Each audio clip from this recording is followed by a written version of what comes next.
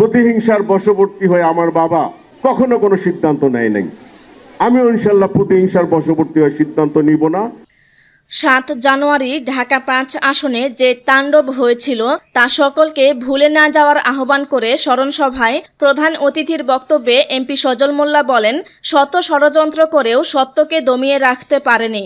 সেই তাণ্ডবের সাথে সম্পৃক্ত কেউই আওয়ামী লীগ করে না, তারা দলের ভালো চায় না। ৯ মে বৃহস্পতিবার ডেমরার জামদানি বাজার এলাকায় ঢাকা ৫ আসনের ৪ বারের নির্বাচিত সংসদ সদস্য বীর মুক্তিযোদ্ধা আলহাজ হাবিবুর রহমান মোল্লার চতুর্থ মৃত্যুবার্ষিকী উপলক্ষে স্মরণসভার আয়োজন করেন ৬৯ নং ওয়ার্ড আওয়ামী লীগ ও সহযোগী সংগঠনের নেতৃবৃন্দ। থানা নির্বাচন অফিসারের দায়িত্ব এখনো পালন করছেন, যার সামনে গেলে মনে হবে উনি বুঝি ফেরেশতা। তিনি প্রভাবিত হয়ে অন্যায়ভাবে তার একক স্বাক্ষরে সেই ফলাফলটা প্রকাশ করার পরে ঢাকা ৫ আসনে ২ ঘন্টা তাণ্ডব সৃষ্টি হয়ে যায়। সেই তাণ্ডবে আমার নিজের বাড়িও সেই তাণ্ডব থেকে রক্ষা পায় নাই। ডেমরা ইউনিয়ন আওয়ামী লীগের সভাপতি হাবিবুর রহমান হাবুর সভাপতিত্বে স্মরণসভায় প্রধান আলোচকের বক্তব্য রাখেন ৬৯ নং ওয়ার্ড কাউন্সিলর হাজী সালাউদ্দিন আহমেদ এবং বিশেষ অতিথি হিসেবে উপস্থিত ছিলেন ৬২ নং ওয়ার্ড কাউন্সিলর মোস্তাক আহমেদ, বীর মুক্তিযোদ্ধা আলহাজ হাবিবুর রহমান মোল্লা স্মৃতি সংসদের আহ্বায়ক কৌশিক আহমেদ জসিম, ৫০ নং ওয়ার্ড কাউন্সিলর মাসুম মোল্লা সহ আরও অনেক নেতৃবৃন্দ।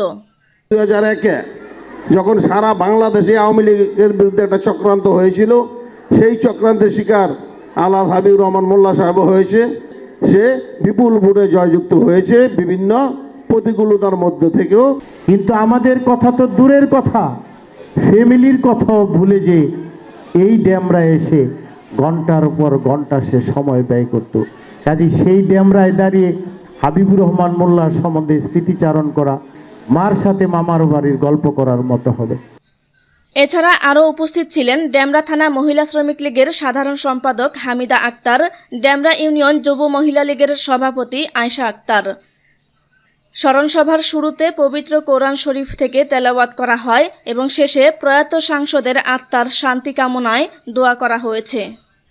আপনাদের প্রত্যাশা আর আমার মূল্যায়ন করার জায়গাটার মধ্যে একটু ব্যবধান হবে, কারণ আপনারা চাইবেন একভাবে, আমি হয়তো করার উসিলাটা হব আরেকভাবে। এখানে কেউ আশাহত হবেন না এবং কেউ কোনো রকম বিভেদে জড়াবেন না।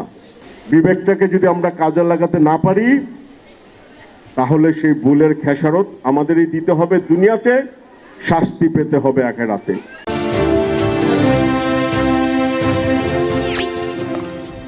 সাবস্ক্রাইব করুন এবং বেল বাটনে ক্লিক করুন।